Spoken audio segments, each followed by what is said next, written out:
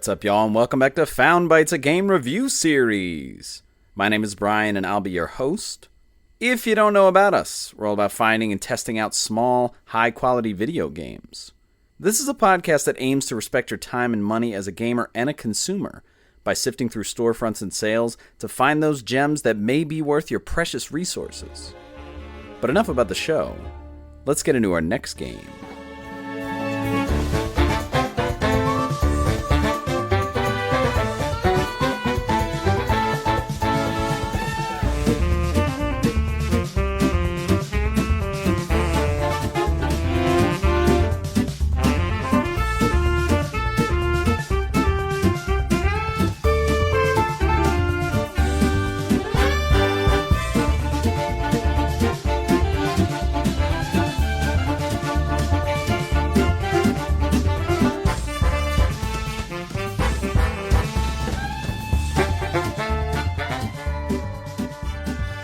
Escape from Ever After is the game for this week's episode. Escape from Ever After is a turn-based RPG developed by Sleepy Castle Studios and released in 2026. And the game is available on PS5, Switch, PC, and Xbox Series X and S, so it is not on past-gen consoles. Unapologetically, this is an ode to Paper Mario, specifically 64 and also Thousand Year Door. It is an RPG adventure with various areas and different chapters that are all themed. You've got different themed areas, so it really takes a lot from those initial two games in the series. Turn-based battles. It has you and a companion and sort of like a badge system like it is in the original games, as well as lots of side quests, things to do, collecting, things like that. Very silly, fun, charming, and one of the closest homages to this series since Bug Fables: The Everlasting Sapling, which I am a big fan of.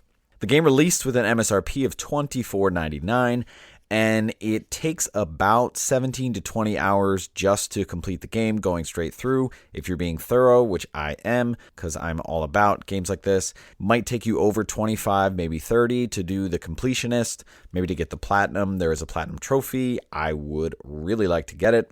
So I've been playing it on PS5, and I actually backed this game on Kickstarter, which as I looked at what I paid for, it was in Canadian dollars, and I think I paid about 20 US equivalent just to back it on Kickstarter, so I was there way before. I've put in about 12 hours, I would say, maybe a little more. There are 5 technical chapters. I'm almost on the 3rd, and there's nothing in terms of physical releases out yet. I'm definitely keeping my eye on it, whether it's a physical edition of the game, like collector's edition, or vinyl. I know those things are coming, so look out for those in the future. And as we said, it was developed by Sleepy Castle Studio. It is a small studio. Apparently, it's just a 2-person team. There's a lot of other people, I guess, for contract hire in the credits, but it is a small team, and they put this game together. And like I said, I backed it on Kickstarter. I had seen this, I think, either on Reddit or Twitter way back, and I just liked it. I kept it on my radar. I am a huge fan of Paper Mario, especially the first 2 games. I mean, Paper Mario 64, which I have always claimed is the better one. I know there's a lot of revisionist history now after Thousand Year Door has been re-released. People saying, oh, it's not as fun, whatever. And I'm going to rant a lot about Paper Mario in this one. But I absolutely adore Paper Mario 64. It is probably in my top 3 games of all time. And so I'm a pretty harsh critic for a game like this. And I've seen a lot of games try to ode to this game, a lot come up short. I mentioned Bug Fables, a great example of doing it really well. So when I first saw this, I was all over it. I think at this point I had never backed a game on Kickstarter, so I just decided, I think this game has it. I backed it, and eventually it bore fruit, and I dove in.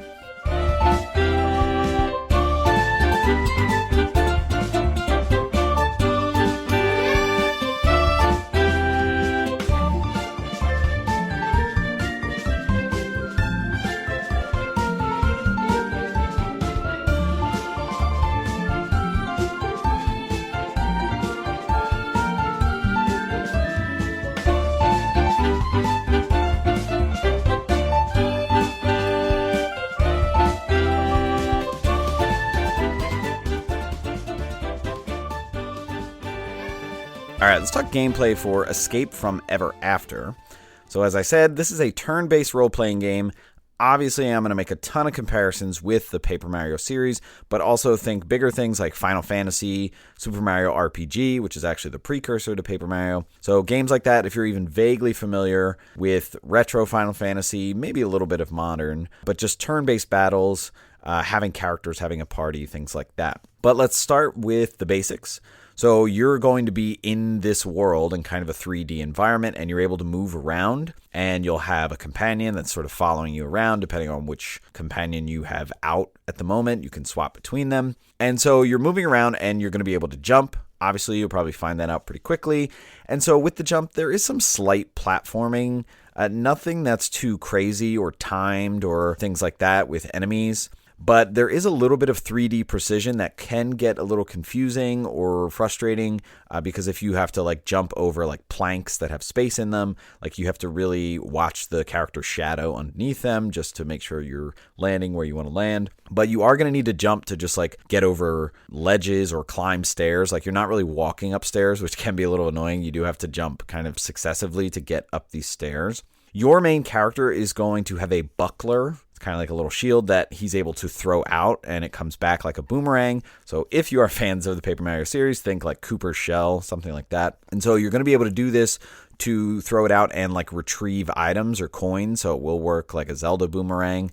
You're also going to use this to hit things in the environment to maybe get coins, like there are barrels and boxes you can break with them, but basically to get things that are out of reach, or to start battles if there is an enemy walking around and you can hit them with it, and that'll get you to the battle screen, which eventually we will talk about. As you get partners and companions, they're all going to have different abilities, so you're able to use their ability, and it's going to interact with the environment in certain ways. It might be like only on a specific space it'll work, or whenever you see certain things, you're able to do it, but you'll be able to get this pretty quick. We'll talk about the tutorials. When you get a new character, their abilities will be pretty prominent to you. And you're able to access the menu where you've got, a compendium. You're able to equip different things, which we'll talk about, see your items, all kinds of things like that. As you're walking around, you're going to be able to interact with a lot of things, and you'll see a prompt come up. It'll either be like an exclamation point or a ... So the ... really to talk with NPCs, get an understanding of who characters are, who you might need to talk to next, things like that. But also like go to shops, maybe talk to shopkeepers, read signs, open doors, access save points, all kinds of things like that. The prompts will pop up in front of you, and you'll know to interact with that thing. So let's talk progression and navigation, just kind of in general as you're wandering or meandering around. You're going to be in these areas or kind of rooms that are like limited mini sandboxes. So think like being in a 2D side-scroll Metroidvania game, like there is kind of a screen-to-screen aspect to the game, but you're able to walk around like up and down, back and forth in sort of these 3D sandboxes, and you can actually pull up further to kind of get a better view of everything behind you. But as you go further back, obviously you can't see things in the foreground. These little areas are going to have screen edges. It might just be walk to them where there's like a specific partition in the background or the shrubbage or whatever, and that will lead you to the next screen. So it'll like black out and then open up on another screen, or open a door, which will kind of do the same thing. And so you'll experience this a lot, especially with like the towns that you'll go in. So each town might have multiple screens, like the first screen, the second screen, like you get to the edge and maybe there's a gate or something, or maybe there's a door. You might go inside and outside, alternate, things like that. And there is some gating, some minor and some major. So it might just be like you need to talk to a sequence of people. So talking to NPCs, getting a quest item or getting a key. And it might just be like, oh, we're locked in this one room. There's a lock there. Oh, I need to find out how to get a key. I can kind of see the key over there.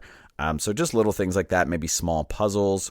And then eventually it's going to get to like you need a certain ability, whether with your main character or with a new character that you get. And so you might need this to navigate the environment or get to a section that like you can clearly see but can't get to yet. A lot of this is going to be getting a new character as you work your way through the game, or it might be like beating a boss and getting a certain ability in a chapter, things like that. And so with talking about chapters, let's talk about the pacing of the game. So it is played in chapters. There are 5 chapters in total. There's a little bit of like a prologue, I guess.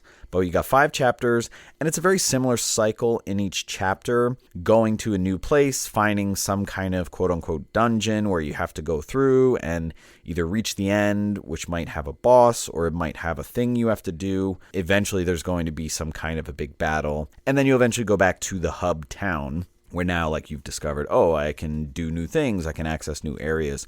And we talked about getting new characters as companions. So you will have 4 in the game. I don't think that's really a spoiler because after you get the first one, like when you swap between characters, you can see that there are 4 slots and eventually you'll get the 4th one. The pacing of that is good. You get them all by like the end of chapter 3, which I think is nice given the length of the game and the number of chapters, because then it gives you after chapter 3 a couple more chapters to like get more comfortable with certain characters or upgrade them in certain ways, and all of a sudden you realize, oh, I really like this guy. So it gives you some time by the end of the game to really mess around with all the characters. And like we said, getting these new characters can sort of unlock environmental paths back to old areas where you might find secrets, or like in that hub town, like all of a sudden it expands the area that you can explore. So really widening that pool of places to go and collect things, which we'll talk about in a bit. And so there's kind of this interesting dynamic between the game being linear versus open. I would say overall, this game does not have a huge world, especially considering how long the game is. So it's not like a huge open world. The paths you go on in the chapter are kind of linear. Even from a literal standpoint, it might be like screen to screen where there's not a lot of forks in the road. And even in a screen, like as you get out in the world outside of the town, there's not that much open space overall to explore. Sometimes there are things hidden behind things, but it's not like a major world that you're really exploring nooks and crannies. And it's also not continuous. So the different areas that you're going to, you're actually going to be teleporting between them. And as you progress through these different areas, like you'll get access to different checkpoints that you can teleport to. So you can go to a specific world from a teleporter, but then you can also pick like what point or what quote unquote bonfire you can teleport to within that world. And so in that aspect, there's no real open roam, but rather you've just got new abilities unlocking sometimes secret paths that are just like, oh, this thing that you got, now you can go to this one area that you remember seeing, or maybe you don't remember, but it's just like a little secret where you get an item. And I do think this is pretty welcome in such a bite-sized adventure. Again, there is some variation here from Paper Mario 64 and even Thousand Year Door, as well as Bug Fables. Like, these are very vast worlds where you can really get lost and go back and have a lot of side quests and things like that. This is definitely more of a bite-sized thing, so I think it's not as overwhelming or daunting to go back or find secret places and things like that. But at the same time, there are plenty of collectibles and secrets that are really packed in here that you will find. And along the way, as you're progressing through chapters, there might be some peppered in, I hate to use the word gimmicks because I feel like that has a negative connotation, but like not always just like go here, battle, beat the boss, you're done. It's like, oh, sometimes it's a puzzle. Sometimes it might be a little quiz. Sometimes it has different dynamics where like it splits up your characters, like, you know, like a little bit of old school, like Final Fantasy, maybe, 4 or 6 or 9 or whatever, where it's like, oh, you only have these 2 characters. Ooh, that's interesting because you're limited a little bit in what you can do. And I find all of those things to be a good change of pace. Like I said, not all battles. And also as you're progressing through the game, just linearly, you will have upgrades to certain characters, like just their damage. Like you might recall this, again, if you're a Paper Mario fan, like if you get the better hammer or the better boots or something like that, and it's just like this allows you to do more damage. Sometimes, especially for your main character, this is something that you can't avoid. You just come across it. But it's interesting because I did find one of the upgrades for one of the characters was actually like a side quest that I could have not done. And so I do like when things like that are like rewarding you for being thorough or exploring or doing everything. And all of a sudden it's like, well, I really upgraded this other character and that's super valuable. Now let's get into the battles, because we've talked about, okay, there's some variation, but you are going to be doing a lot of battles in this game. And just like the Paper Mario series and also other games like this, I think of even games like Xenoblade Chronicles or something like that, like as you're walking around the world, the enemies are walking around in the world, but you're not like actively fighting what you see. you have to interact with them, and then all of a sudden you go to the battle screen. And all you have to do to initiate it is just like walk up to them and touch them. Now, you're not often going to be able to just walk up to them without them seeing you. So we also have preemptive strikes, which again is pretty much a staple in the series. And it can go both ways. So you can have a preemptive strike on them, but also, especially if you try to just walk up and touch them, they'll probably turn around and smack you with something or throw something at you. And then all of a sudden, they're doing a preemptive strike on you. So once you go into the battle screen, the preemptive strikes will sort of resolve themselves and do damage. And then the battle will start with your turn and then their turn, which makes sense considering it is turn-based. But the way that it'll work is you'll be able to do your character and the other character that you have, and then all the enemies will go. You'll actually be able to swap and pick who of your two characters you want to go first, which is nice. But then all the enemies will be able to go. But it's going to be you and one of your companions, but you and all of your characters each have their own amount of HP, and then you have shared FP or MP. I think it's MP, but I keep saying FP throughout my notes. So every individual character that you have has their own amount of HP. Each character is also going to have different moves. So there will always be some kind of innate move that is just like with that character automatically. And then each character is going to have different moves that they can get if they equip certain badges, which is pretty cool and also pretty unique. But each character will have a basic attack that requires no FP. So they can always do this regardless of how much FP you have. And then a lot of the other ones that you have will use a certain amount of the FP points. And of course, if you don't have enough FP, you won't be able to do certain attacks. Now, the attacks are pretty varied. Some of the moves are just straight up attack enemies. It can be buffing yourself, debuffing enemies, and even the attacks will have great variation. It can be hit one enemy, hit all of them, hit melee, which means you'd probably just hit the one in the front, or hit with a ranged attack. You can hit any enemy. You can hit from above. You can hit a bunch of enemies at the same time in a straight line, whether laterally or even moves because enemies stack on top of each other. You can do like a whole column of enemies. So really a lot of variation, and even things that we haven't really seen in the Paper Mario series. You will also be able to, on your turn, potentially use an item. So it could be an item to heal HP, heal FP, heal both of them. You can actually heal with items like both of your characters for HP and FP. You can buff characters. You can throw things. There are certain items that are like attack items. And all these items you will probably find out in the world, or you can buy at various shops. You'll also be able to use a special power, and this is congruent to like the star power in the Paper Mario series. And at the top of the screen, there's a meter. If the meter goes around in a circle, like once it goes past a dot, it'll fill in that dot. That means you have like one SP or one special point. Depending on what the cost is of the different moves, you could potentially use it. And what happens is throughout battle, as battle goes on, this will charge regularly, but anytime you perform an action command, which we'll talk about, it'll go up a little more. So it's like really encouraging you to actively battle, do action commands, and there's some synergy there with the special points. And the moves that you're going to get, there's some limited variety and viability, I feel. This is the really only part of the game that I wasn't too jazzed about. I feel like the star powers in Paper Mario really shined a lot more. But one move that anyone can do is a team heal, but each character will have their own special move that'll be some kind of team attack. Like you get all your people in and then you do one big move and it might do damage, it might buff, debuff, things like that. But really what sets this back, I think, is the cost. So you're going to have a certain amount of SP points that the meter counts up to. And as you progress through the story and you beat chapters, like you'll get another point on the max of the meter. But it only goes up to like 6 or 7. And it's frustrating because if you want to use like the team heal, that requires 2. But most of the attacks require like 3 or 4. And you just don't have that max. And it's really tough because if you're in a pinch, you might need to use the SP power to heal both your characters and get FP because that's what the heal thing does. But it's tough because you're also potentially using it to change characters in the middle of a turn. So what I mean by that is you have you at the beginning of the battle, Flint, who's the main character, and then your companion.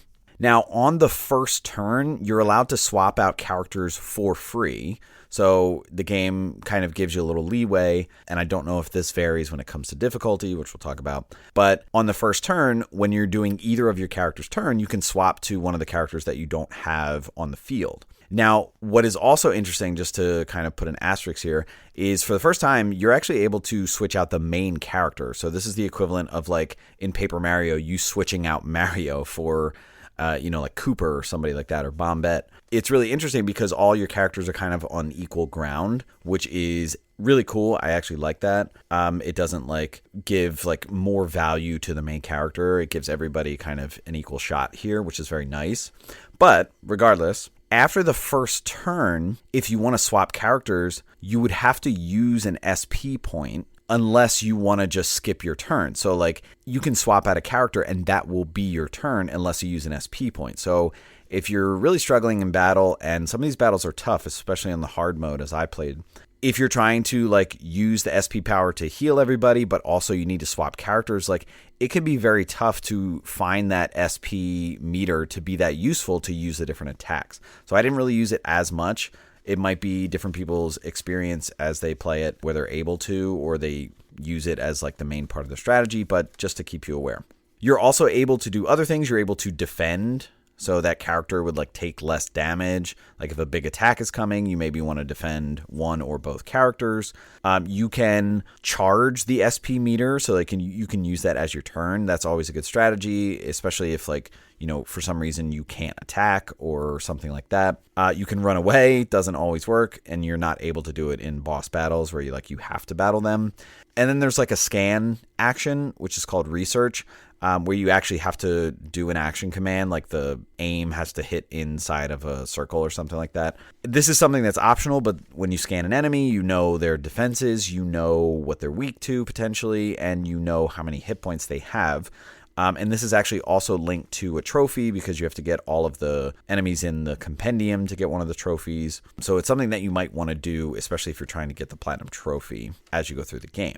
And then so we get to the topic of action commands. So if you don't know what this is, basically anytime you do a move, there's some kind of mini game or timed button press to get, like, more damage. So if you don't want to do it or you miss it or something like that, like, your character will still do the move potentially, but it'll do it with less damage. So each move that a character can do, as well as the different characters, there will probably be a different minigame or a different thing you have to do. So it might be like, hold up and let this meter go up until it hits the top and then hit down. And then if you do it perfectly, like, you'll get an extra damage. Or with Flint, there's a thing where anytime he throws his buckler, it'll hit the enemy, and then when it comes back to his hand, if you hit the button, which would be X, like, he'll throw it back out and you'll do an extra damage. So there's all kinds of different things. If you've played any kind of Mario Party or something like that, you'll be right at home with this.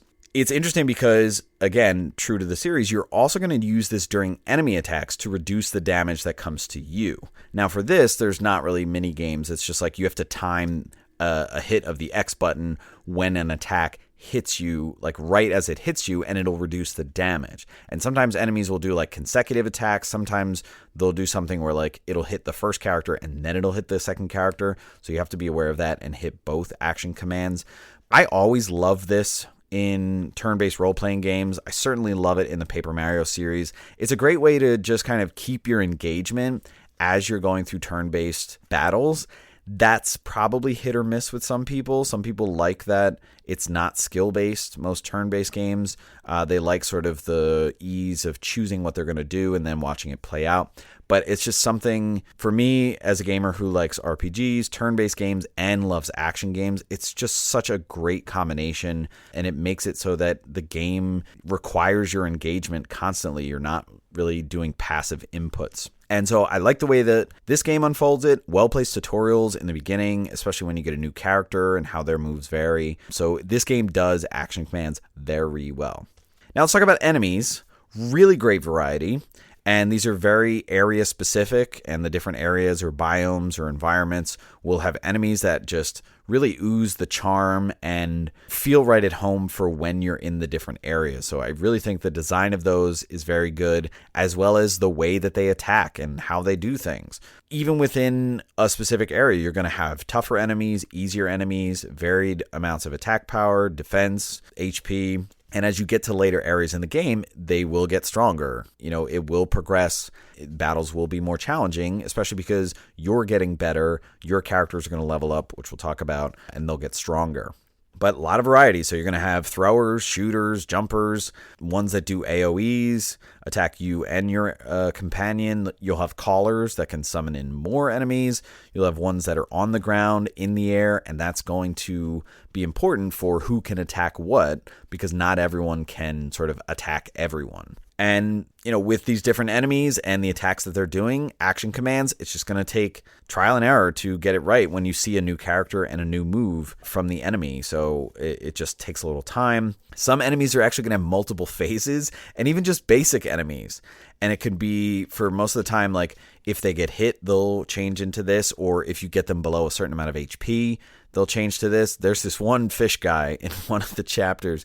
It's like a crab/human or something.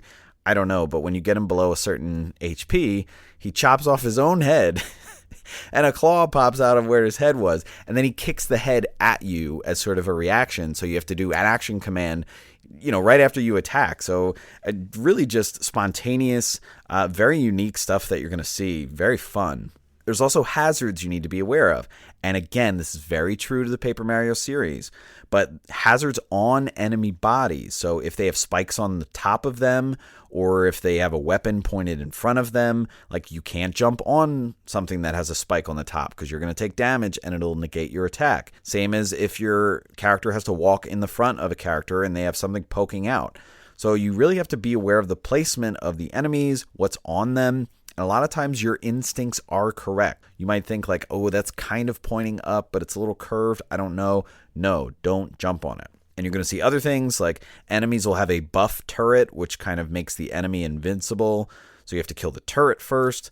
Enemies are going to have shields. And so there's interesting ways to navigate shields. Like if you have somebody in the front, an enemy that has a shield, you cannot attack past that shield, essentially. Even if an enemy is flying behind it, you'll go to attack that enemy, and then that enemy will go down, and then the shield blocks any attack. So you have to come up with ways to remove shields. Wooden shields can be burned by certain moves. Metal shields, characters can take shields. So different moves will help you navigate through these different challenges. There's also status. So characters can be burned, can be poisoned. They can have their defense increased. This can be done by and on you. So your attacks can do it to enemies. Enemies can do it to you. There's a lot to learn about different things. And also bosses. So we talked about general battles, but boss battles, these are kind of longer, multi-phase. Sometimes they will regularly call in more enemies. Sometimes they'll have different mechanisms, like think like Final Fantasy X. Like you might have to interact with something that is not an enemy to maybe do something to the enemies so that then you can attack them. And then finally, you'll win the battle. So it's basically just defeating all the things. You'll get a certain amount of XP. Getting XP from battles, there's not a lot of farming or grinding that you can do because, and I think this is very true to the Paper Mario games, once you beat a certain battle, like of an enemy wandering around, I think you can go to a screen and some of them will respawn. But if you've already beaten an enemy that's on the overworld and try to go back and beat them, you're going to get like significantly reduced XP the second time you try to beat the same battle. So it's really not worth it to try and farm because a lot of times you're just getting like 1 or 2 XP from even if it's a tough battle, but you've already beaten it. So you already got like the XP out of it that you should be getting.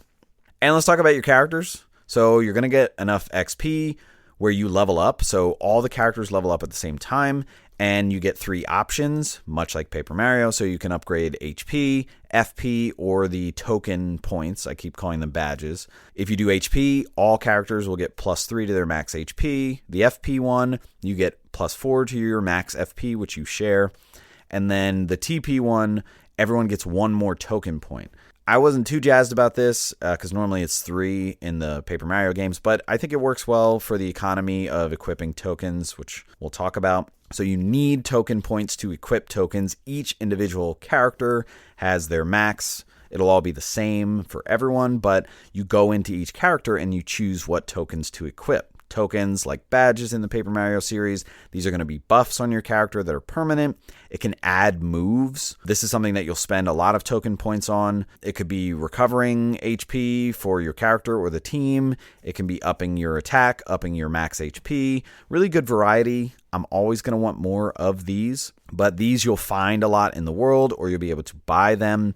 And it works like having a certain number of spots open. So if this token takes 3 spots and this takes 2 and this takes 5, if you only have a max of 9, you're not going to be able to do all that. So you have to kind of weigh the cost benefit analysis of like what you want equipped on each character, but you can always unequip them and have other characters equip them.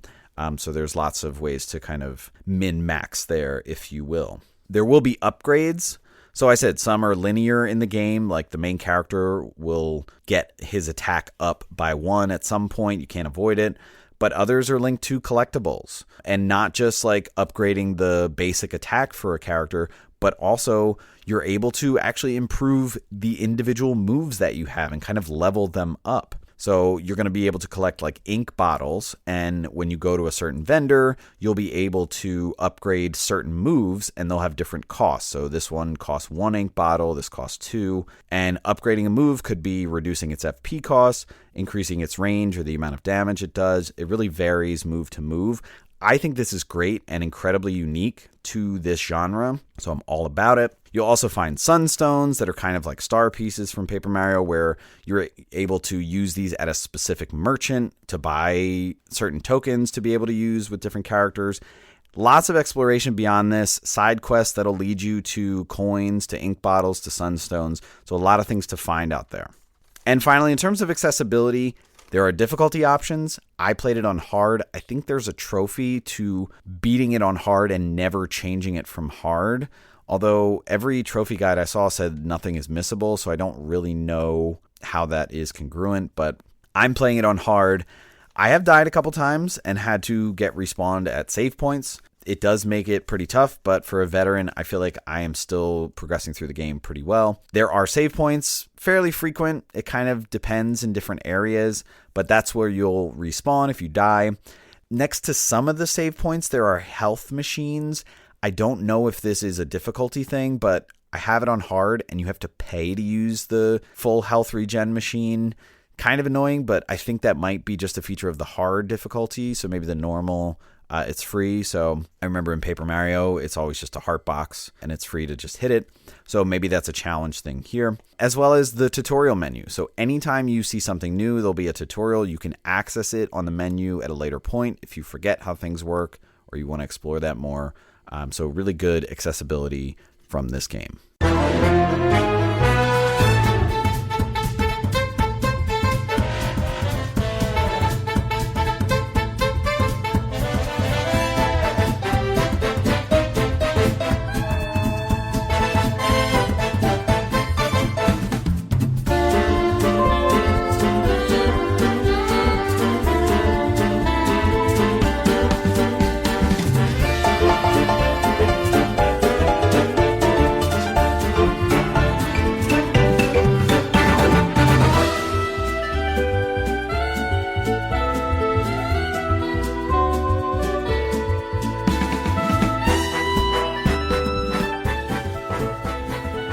All right, let's talk about the vibe of Escape from Ever After. So this is everything. It's, of course, why I targeted this game, why I was all about it.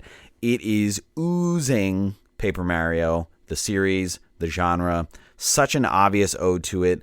It's extremely colorful. It's well animated, very similar in aesthetic, and that's great from somebody who is all about wanting spiritual successors and whatnot. But what that means, if you don't know what that means, you've got flat 2D characters that are very well outlined and actually have like a white outline as if they were cut out of a piece of paper and there's still like a border of the paper on them. And so within their sort of character model, Very well outlined, the differentiation between things, solid colors in between the outlines, and clear features and animations, especially when it comes to facial expressions of the characters.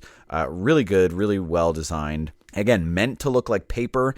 This game doesn't lean too heavy into that.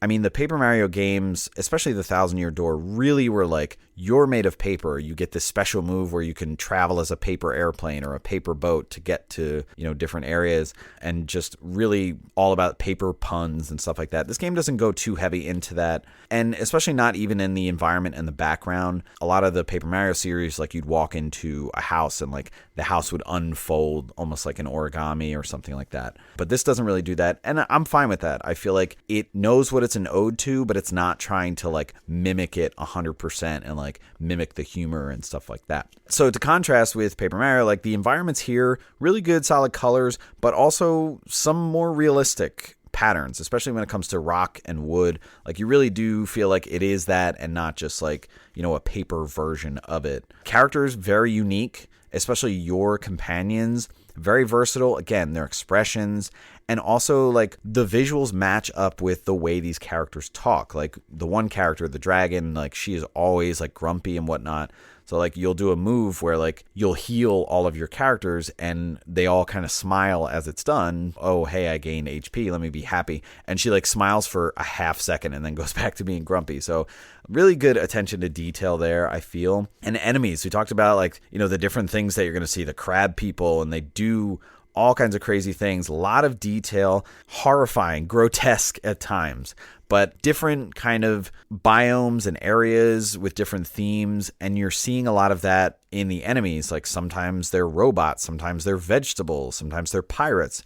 And I really love that variety because it also comes out in their moveset, and their hazards and all kinds of things. I'm really also a big fan of the different cues for action commands. I find them to be helpful and lenient, which I didn't expect so much in the hard mode. In terms of themes and settings, this is really interesting because it's kind of corporate environment meets fairy tales, and it really reminds me a lot of Shrek. Cross that with like, the beginning of Stardew Valley where like you're working in an office building and you're like, oh, this is one extreme of life. I want to get out of here and whatever. So it's like the corporate environment meets Shrek because you're going to see a lot of common characters kind of out of place or out of their story in these, strange areas and like office settings. Really funny kind of cross juxtaposition with, what would it be like if Dracula was in a cubicle or something like that.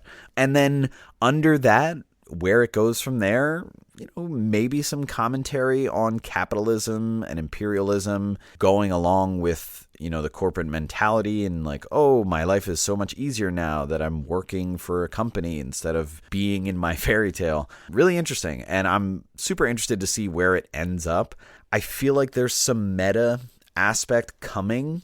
It's been alluded to. There's like the real world. I don't know what that means, but I think that's one of the areas in a chapter that we'll go to. And then just from a minor sense, just silly character dynamics. I feel like a lot of these characters are genuine. There's not like, major tropes or caricatures. I mean, caricatures in terms of being cartoonish, but not like, oh, I'm the very this character, I'm the very that character. I feel like they're very dynamic, but also you get to know them and you're like, yeah, that character would interact that way or would say that. Or like I talked about, like the dragon would be kind of grumpy and smile for half a second. And overall, just with dialogue, some quick read. And I cannot tell you how refreshing that is. I hate games that have dialogue going on forever and ever. And also, like, you can't speed through it. Like holding the A button, like, I like that it'll go a little faster. And that's something that I think the original Paper Mario did very well. And I think this game does it well as well. And in terms of audio, the music is so good. It is super jazzy right as you start up the game. Very fun, just so energized. I mean, like full reeds, saxophones, trumpets, flutes, all kinds of fast moving, really gets you in the mood. So infectious and never dull or not contributing. And that doesn't mean it's always high energy. There are some great battle themes and upbeat town music, but there's other music that's like chilly, spooky, like you're at night or you're in this sleuthy mystery and you really feel it through the music. The music is just never not contributing. And I'm dying for the vinyl to come out because I'm going to jump all over that.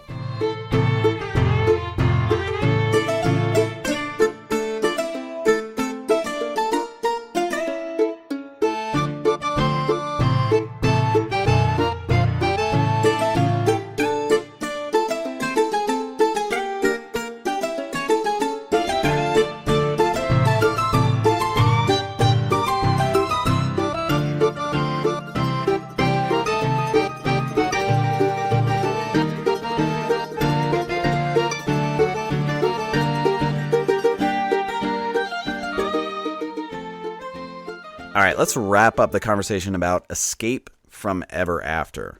So I'm trying not to go too crazy down this rabbit hole, but I got to talk about me and Paper Mario, especially Paper Mario 64. I adore this game. I always have. I play it every few years. It's not something that I look back at fondly and don't have a modern sense of. I constantly play this game, and I just am so in awe of how perfectly balanced it is. It is very difficult to try and emulate that, but a lot of people have tried. And I think it's because people hold it very dear, and I don't blame them. Thousand Year Door was okay. It was good. It was more Paper Mario. It tried to evolve certain things. It did things very well, but it lost a lot of the charm, I feel. And so when games try to emulate this genre or this series, they're really going back to the 64. And I totally understand. And I'm excited of any time that there's an ode or anything tries to emulate this, especially because the series today is kind of dead. I thought it was coming back with Origami King, but it still didn't have that turn-based RPG aspect, that upgrade your character, that customize the badges, all that stuff. It didn't have the depth. This game does it proud. It does Paper Mario 64 proud. It takes parts from different games, whether from Thousand Year Door, whether from, Origami King or even the Mario and Luigi series, and it also adds in some new things that this series or this genre did not have. Love having companions with HP, each companion having their badges to equip, swapping out the main character, all of that is just positive stuff. Certainly have some critiques because I'm sticking my nose up about Paper Mario here. Not a big fan of the special move functionality. I think it needs work, needs balance, maybe even finding upgrades for it, but that's my problem. Separate from Paper Mario, so if you don't know Paper Mario, you're sick of me talking about it, this is a very charming, fun, digestible role-playing game. Digestible turn-based role-playing game with great system versatility, surprisingly good balance between open and linear, which is not easy to do in like a 20-hour game. In terms of value, $25 for this, right on the money. I've talked about games like Hat in Time, Dodgeball Academia. They have their prices nailed. I think $25 for a game like this, with the amount of depth you're getting, with the quality of the production, the charm, this is so worth your time and money. I would pay $25 for this, no problem. I actually saw it on PSN on a recent sale. I don't even know what the price is. It's a good deal, regardless. They couldn't have taken more than $5 off, even if they did. For Paper Mario fans, no-brainer. You're getting this game, and you're playing it. It's not as meaty as Bug Fables, but it has all the charm, it has all the polish, and it does the series proud. If you're an RPG rookie or don't know or care about Paper Mario, this is a really great entry into role-playing games. It's got things that are not super starchy, it's got active play, it's got a high amount of charm, and of course a killer soundtrack that just reels you in from the start. So for everyone, I highly recommend this game. All right, that's going to wrap it up for this episode. Stay tuned for our next episode to see what new game we found for you.